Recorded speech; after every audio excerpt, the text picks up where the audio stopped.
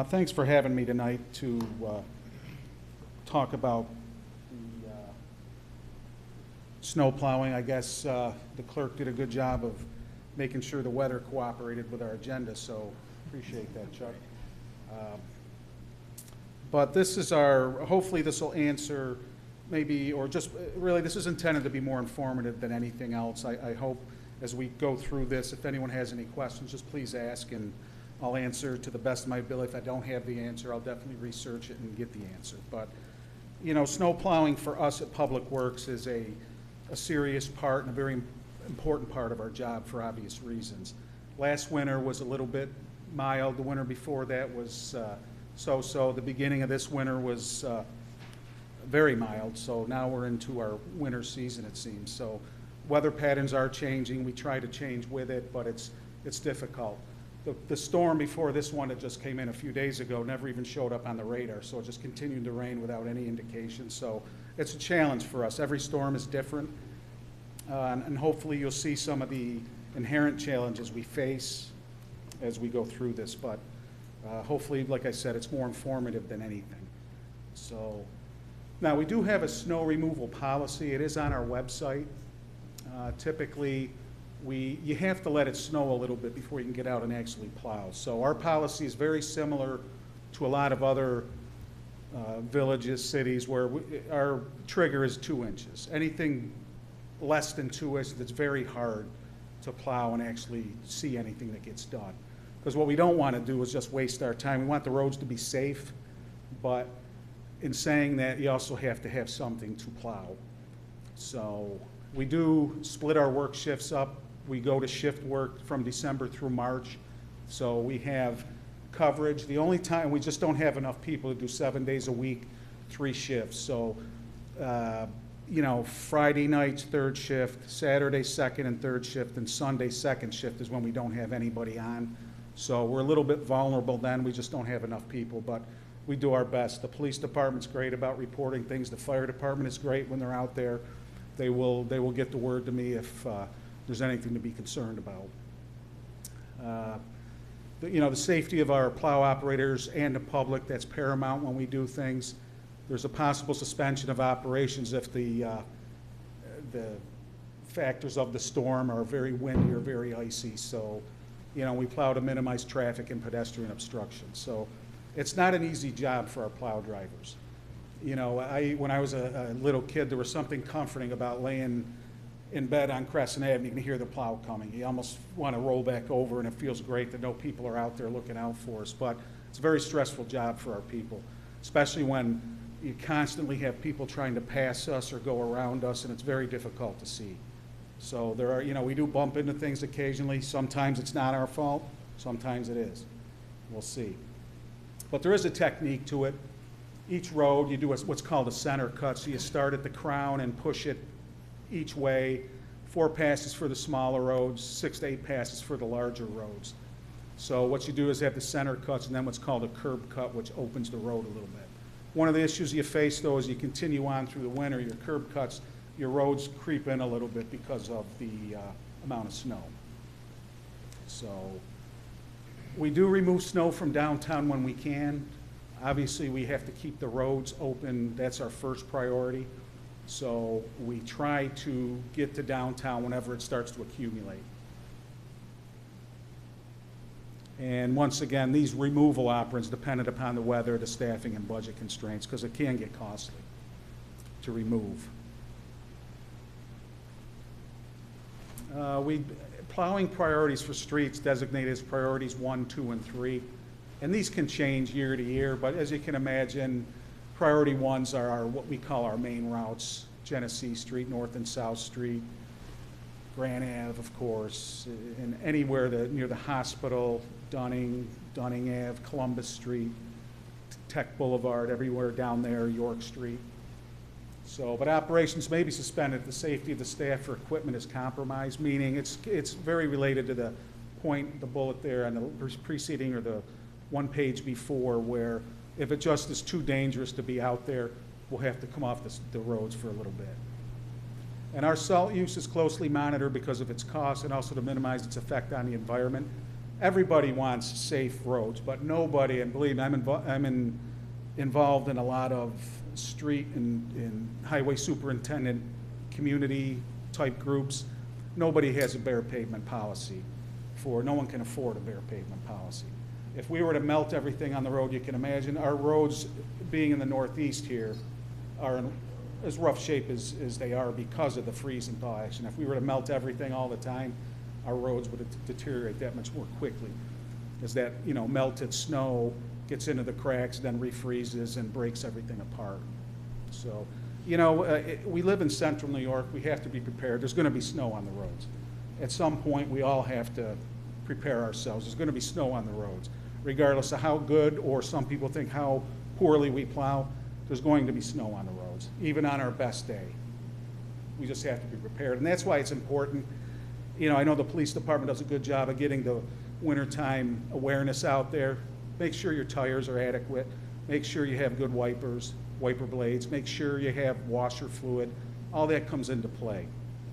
You know, and drive to conditions. You have to slow down in the wintertime.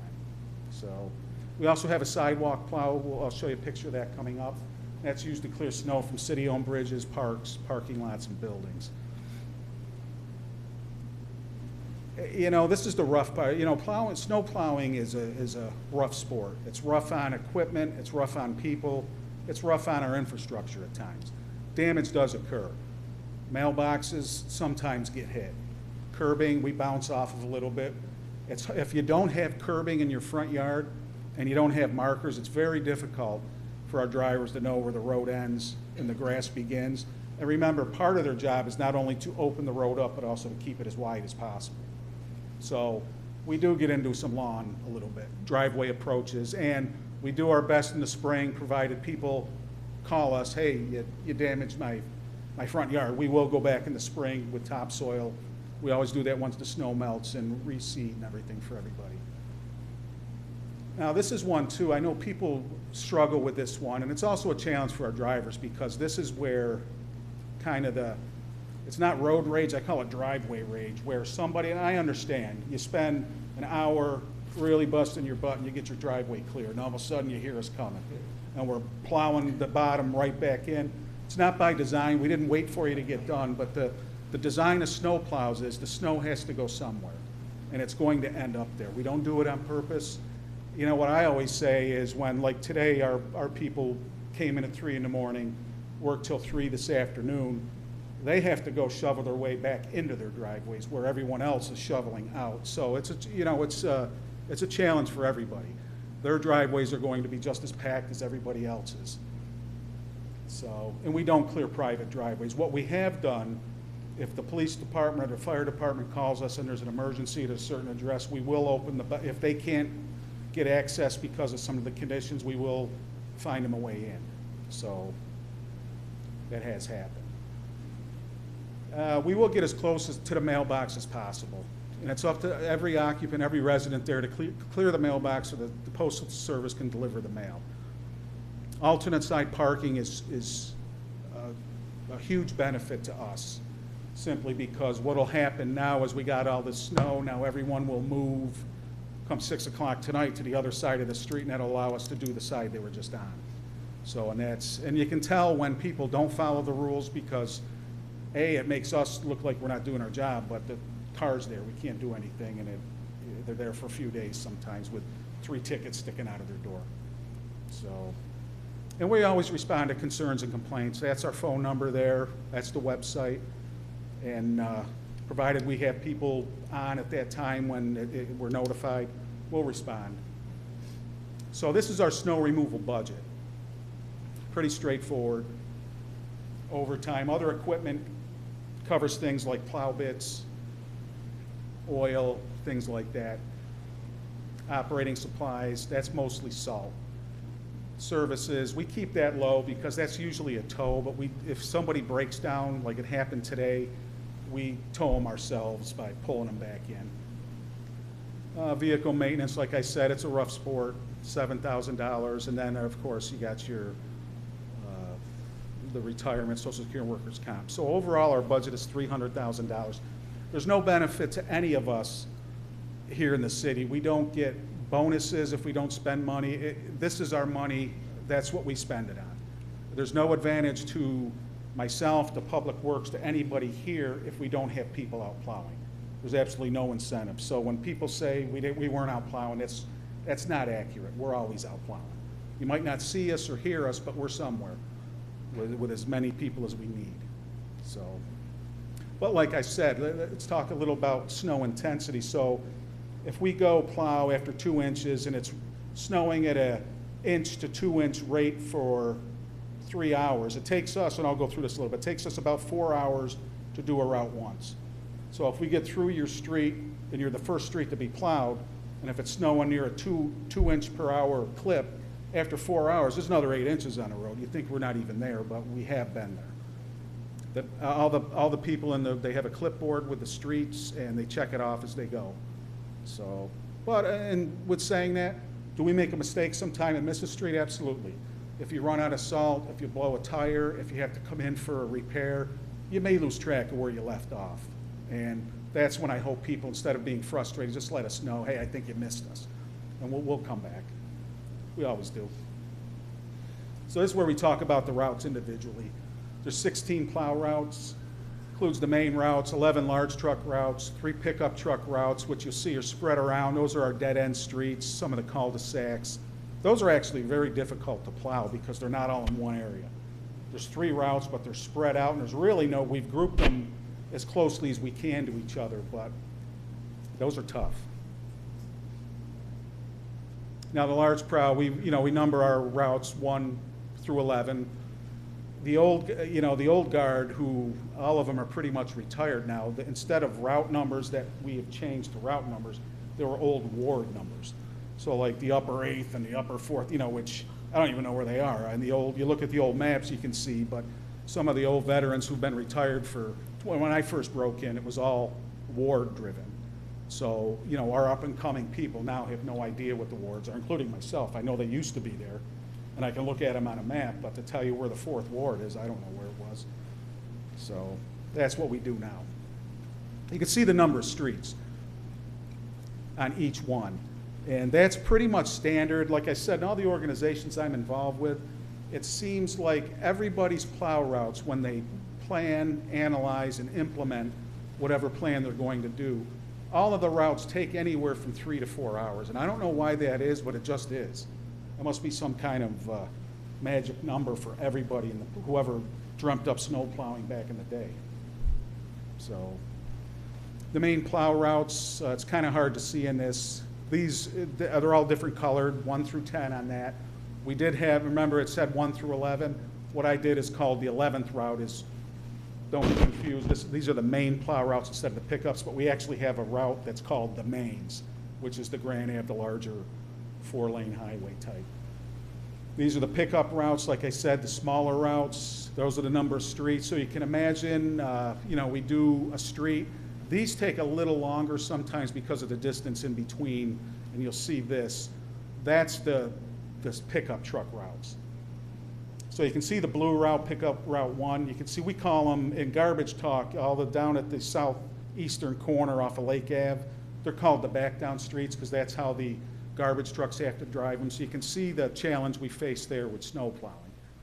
You have to make sure all the driveways at the end are clear, and you have to make sure you're stockpiling the snow somewhere where it's not going to impede somebody's, them pulling it out of the driveway or getting their mail. So these are tough, the pickup routes. And the guys do a good job on them. These are the main routes. That's that other one, and that's them right there. So you can see it's kind of the main arteries of the city. Now, what we used to do was not have this as a designated route, and we would try to get them as we could, but we just couldn't maintain, the expectations of our residents. So I made it into its own route. So there's 1 truck on this continuously. Before, we used to have 2 trucks do it in half the time, and then they'd split up and go to their other routes. But you can imagine 2 inches an hour for 3 or 4 hours. By the time they get back, that's just too much snow to have on our main routes for obvious reasons.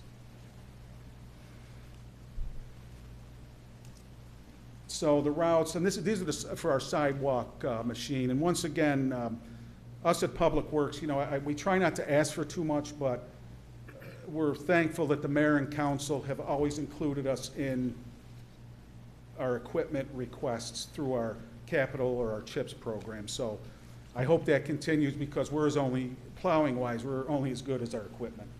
And we'll get into that in a minute, because if you don't have the equipment up and running, you can have 100 people and still won't get anything done. So our sidewalk machine was purchased in 2023. It's a new one. Remember, we had the other one. This one is a little bit more, we experimented with the other one. This one is on tracks. It's a lot more versatile. But on occasion, snow and ice deposited on the sidewalks of the main routes can force the sidewalk plow into the road, which happened the other day. We then use heavier equipment to open the sidewalks, which is much less efficient, does not clear all the accumulated debris. So with that being said, we continue until day after day until we can finally get through. And that's what the sidewalk machine does. That's all our parks, like you can see the Lake Ave Bridge there, St. Francis, the Arterial, Lincoln. So that takes about another 4 hours to do that. And we don't send the sidewalk plow, like, I know we've been questioned before, like, jeepers, creepers, you got the plows out, why not have the sidewalk plow? Well, the sidewalk plow can only go out after everything's snowed. A truck can continue to plow, continue to plow, continue to plow. This has to be done snowing, or else it's like treading water. So we have to be efficient also, and that's what we found is the most efficient way. Let the storm come, let it dump the snow, let it leave, and then we clear it off the sidewalks. That's what the sidewalk plow looks like. You can see it's kind of a narrow profiled machine. That's the blade we use. The operator, John, who does it, does a great job. You know, it's not an easy job. I mean, that looks cool to be in and operate, you know, like you see at ski resorts, but that thing bounces you around, and you know, a lot of things along the arterial. Like if you live in any major city, like I used to live in Atlanta, the joke was you ever wanted to, don't go to the store, just go up on 285 that circles Atlanta, you can find anything you want on the side. Coolers, shoes, clothes, whatever. Things just fly out of people's cars. And that happens with us too, so he's constantly running into things in the arterial that have come off the road at some point. And there's a side view. We also have a snowblower attachment for it, which we haven't had to use yet, but we're prepared if we have to. And we also have what we call the parking lots, which is a different route, and we have a different pickup truck that does that. So you can see right there, it's pretty self-explanatory, any city-owned parking lot.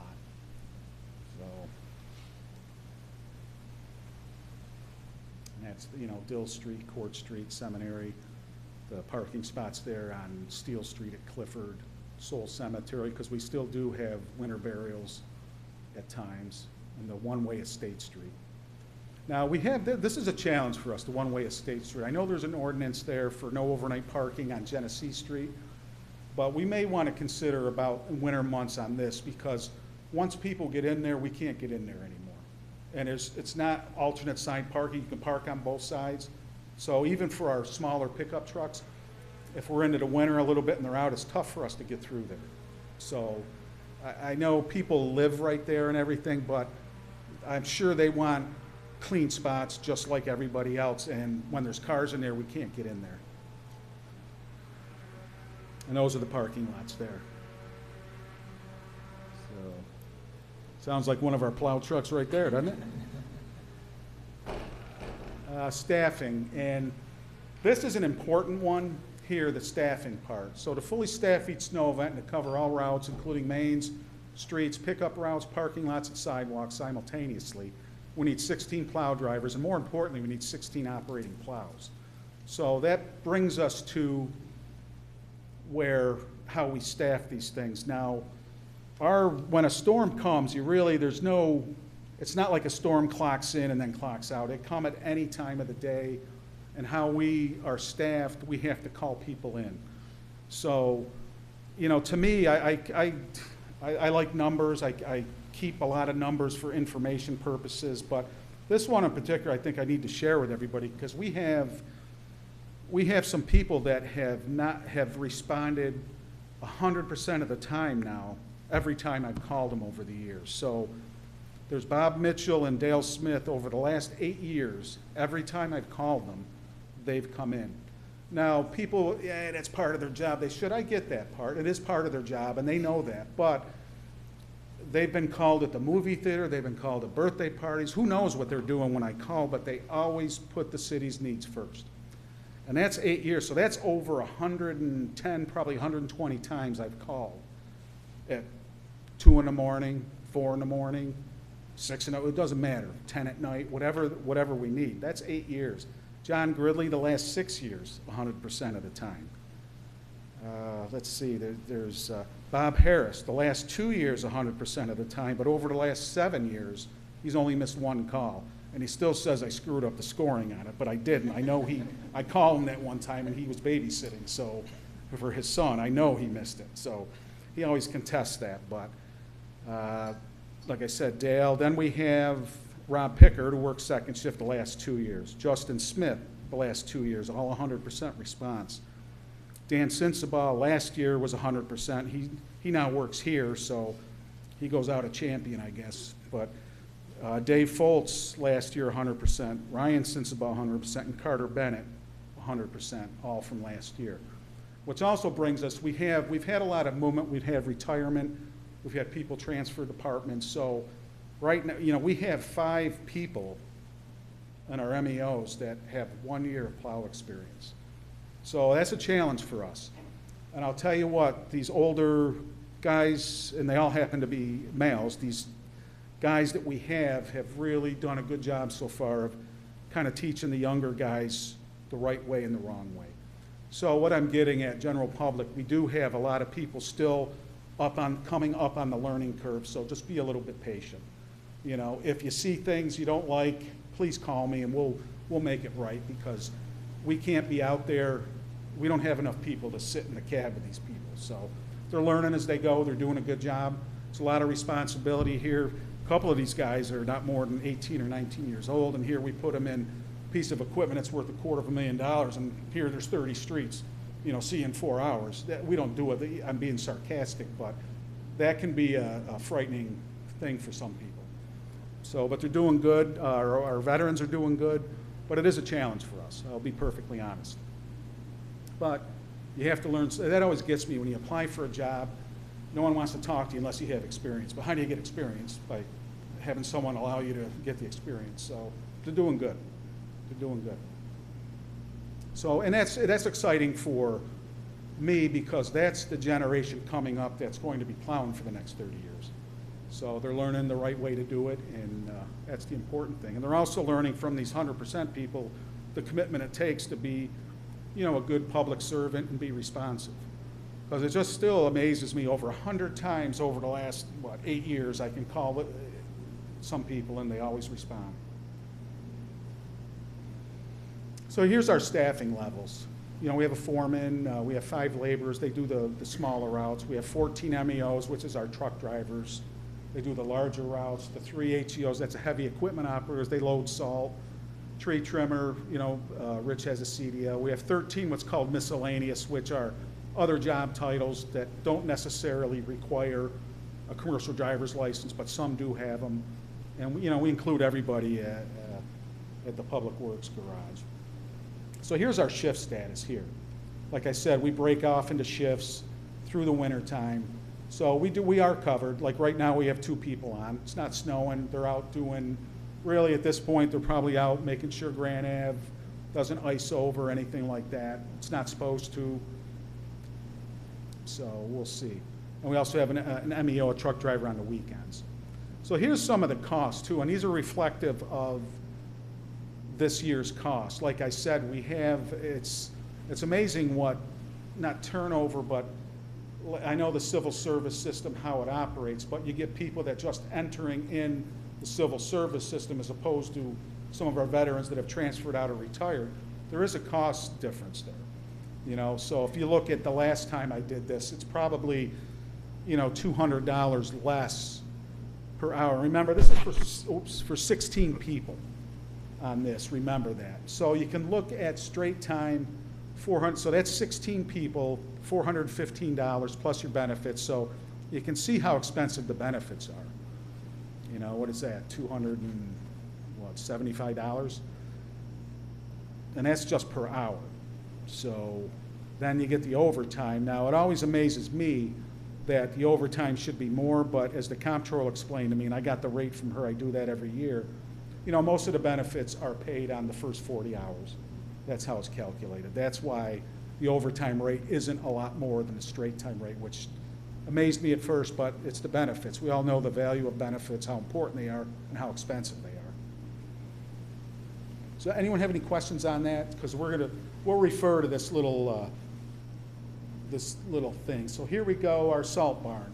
You know, it's designed, you also have a working capacity, about 2,500 tons. This year, and you'll see the slide coming up, American Rock Salt got the New York State bid. It's usually Cargill out of Lansing, but you'll see the difference in price, and we'll see how it goes. Hopefully they can keep up with the demand. But it's $49.87 per ton, and that includes delivery right to our salt barn. So our loader loads it up. So 3 buckets fill some of the smaller, the 6-wheel dump trucks. So you're talking, you know, they're roughly carrying $450 every time they go out with salt. The 10-wheelers, which do some of the larger streets, it's almost $1,000 every time they go out with salt. So you can see how quickly that can eat your lunch if you're not monitoring it. That's our salt barn, if anyone is unfamiliar with it. Pretty simple. That's how the salt is stored. It's kind of up there. So then we go into the material cost here. So this year we're paying about $3 a gallon for diesel. It's mixed with kerosene in the wintertime. Fully loaded plow truck, on average, you get about 3 miles per gallon. So 1 road mile equals 4 road miles of plowing, because remember, we do 2 center cuts and 2 curb cuts. You're back, forth, so that's 4 times you're going down. So each individual plow route contains approximately 10 miles of roadway, so that's 40 miles of plowing for each route. So how slowly we have to go, you can see where the time element is, let alone if it's really deep snow. So this is what it costs us on straight time. So a truck will consume about 20 gallons of fuel per route. You know, each route uses 1.5 salt loads to complete. Routes average 3.5 to 4 hours to complete. An average to complete 16 routes. So you can see, so there it is right there. So that's 4 hours of plowing. And remember, like I just said, to go through, we usually have to go through twice. But I did it here just to illustrate how much it costs us to do each route one time.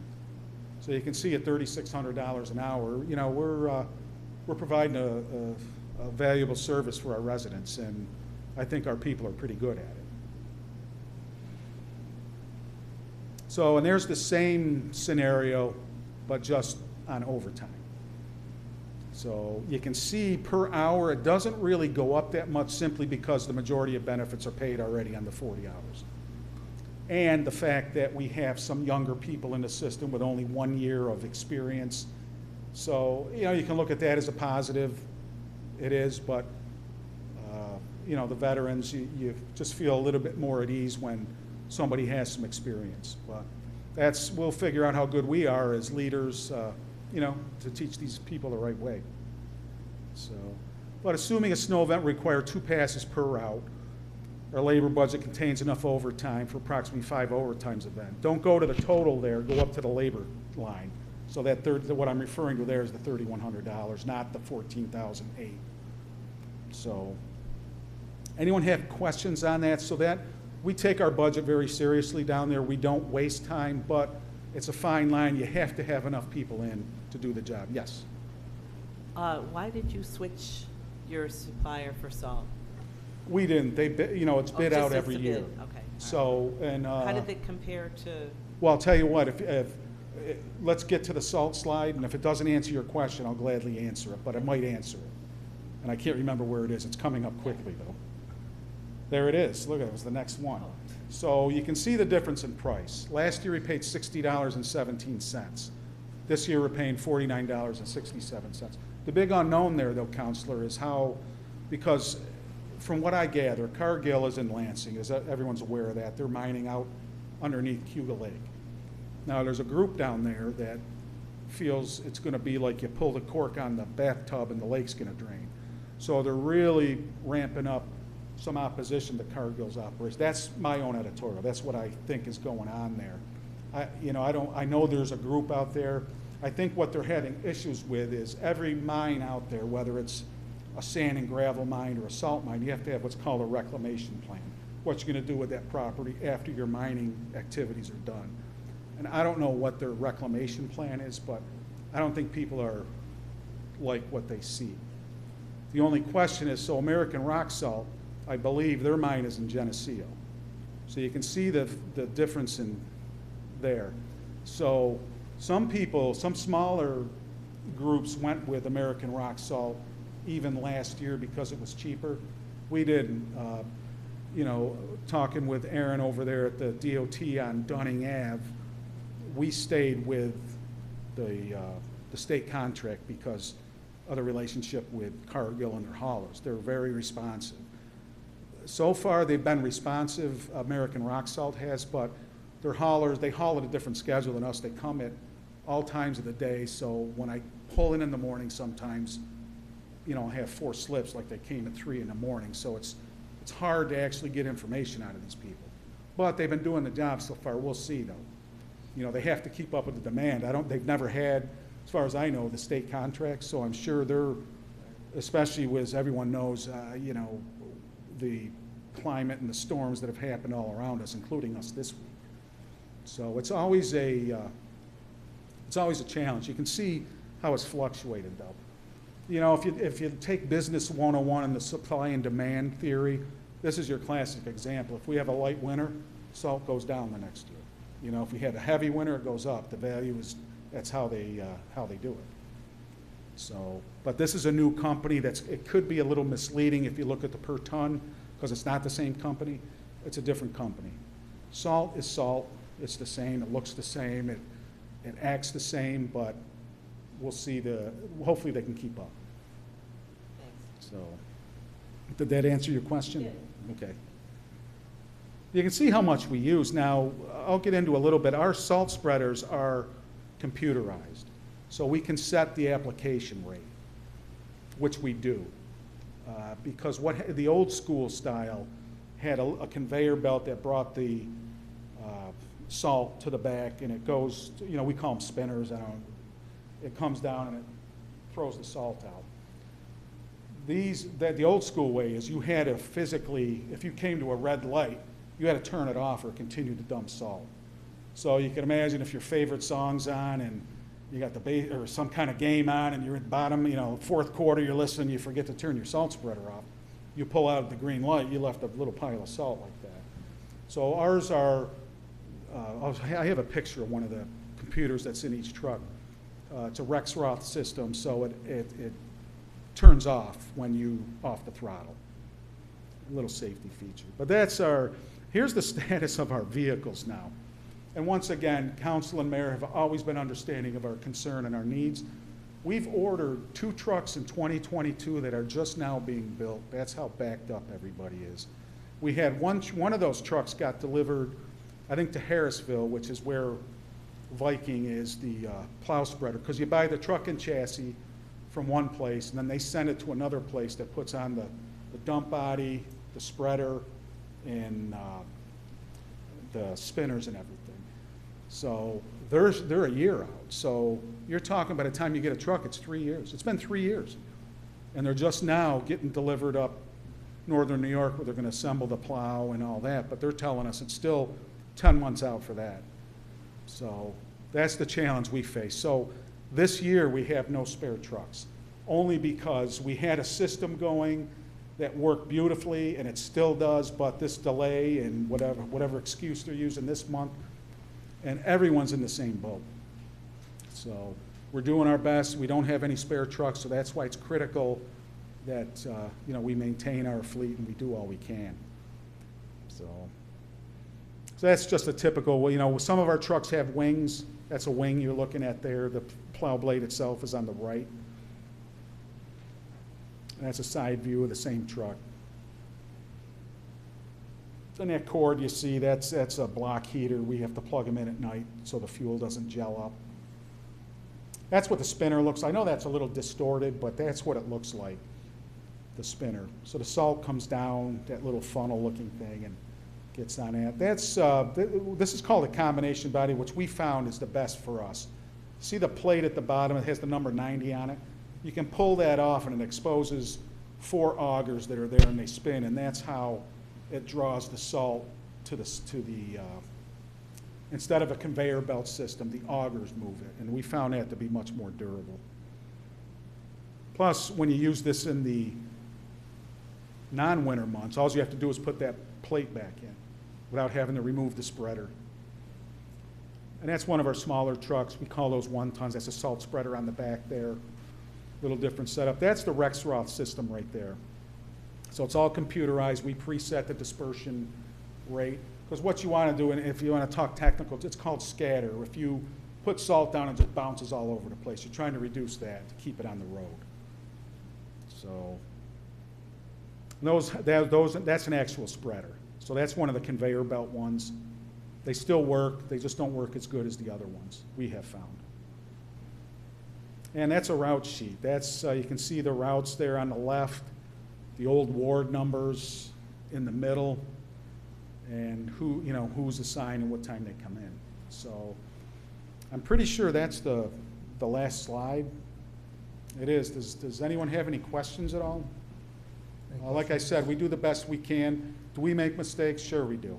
If somebody breaks down and we forget a street, we didn't do it on purpose. There was a reason, something happened. So, we'll always come back. All we need to do is know.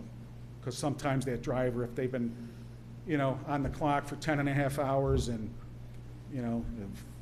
6 cups of coffee and an Egg McMuffin, that's all they've had, it's easy to forget some things. So, does anybody have any questions at all?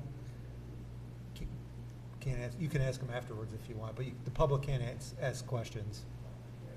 You can ask them later. Yeah. I have a couple questions, but first I want to say thank you, Mike, for a candid presentation.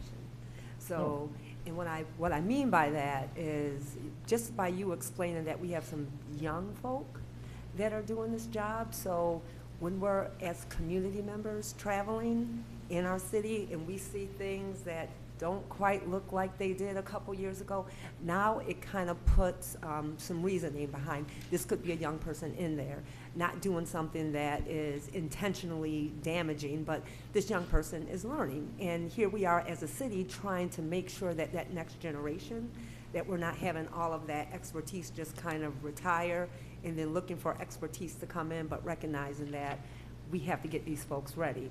I also want to say that we all know that when people stretch themselves to do a job, it has nothing to do with the job. It's about leadership and relationships.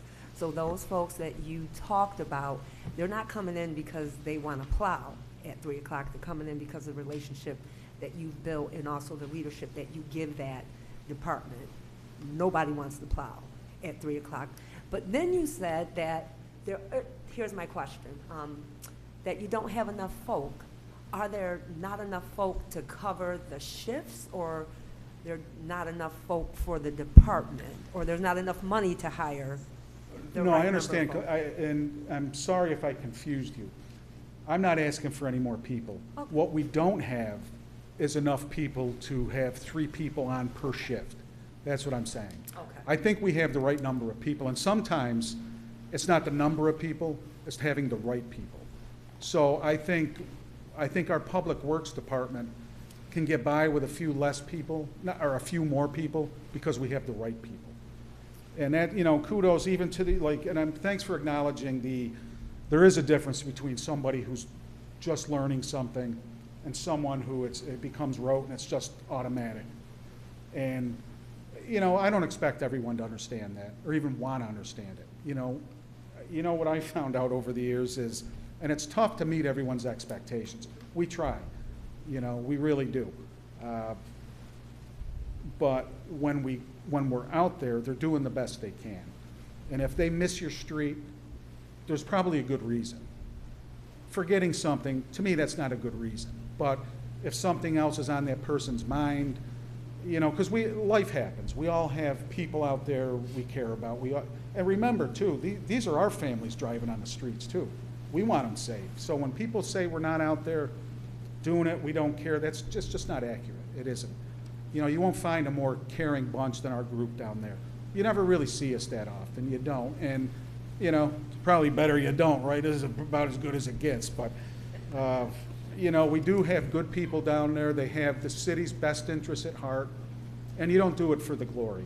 You know, some of our public works jobs are on the ugly side. But, hey, someone's got to do it, and we're the perfect people to do it. But thank you for acknowledging the newer people. I think they'll be a little comforting to know that people do understand. You know, as much as I tell them they'll understand, nobody wants to be the weak link, including me, you know. So, but it's situations like inexperience. That doesn't keep me up as much as lack of effort. Now, if we see some of our people not giving the effort that we expect, believe me, they're pulled aside. We don't browbeat people in front of anyone else. We'll have a nice heart-to-heart and kind of refocus on why we're here and who we're working for. You know, because John Q. Public doesn't care if I don't feel good. John Q. Public wants to get from A to B, and I get it. You know, that'll never interfere with us doing our jobs. So some people have to be reminded of that sometimes. But all in all, we got a great group of people down there, and you know, they're willing to put their interest in whatever they're doing on the back burner. So our newer people are coming around, and I'm excited to see them grow. Because I'll tell you, working for the community that you live in, it's rewarding. But it's also very challenging, and it's tough because this is a tough city. You know, when I bring people home, friends home from college, or someone's like, man, it's a tough place to live here, man. These people are tough, and we are. I mean, this is Central New York. We're proud of all being from here, and it's a great place to live. And you know, people pay us to do a job, and we're ready to do the job. Sometimes we don't meet the expectations of somebody. I get it, let me know. And if there's something we can do to improve, or if I can explain to the person we did everything we could. Sorry about this. If that scenario happens again, I don't know. Hopefully we can improve upon it, but it might be the same ending. I don't know. Sometimes we get beat. You know, sometimes the storm really kicks our butt and we have not a good showing. That'll happen too. But usually with the cooperation and the teamwork we have built into our group down there, everyone's willing to help out. Just thank you for sharing all of that. Thank you. I know we all appreciate that. Thank you. Thank you. Any other questions? So whenever Mr. Talbot gives a presentation, we're always wondering how many one-liners there's going to be. I haven't even used them. You had 5 tonight. You did well. Oh, did I? Yeah, I think my favorite was driveway rage. No, that was my favorite. Which one? I have Driveway rage. Oh, yeah, it's out there. Yeah. Believe me.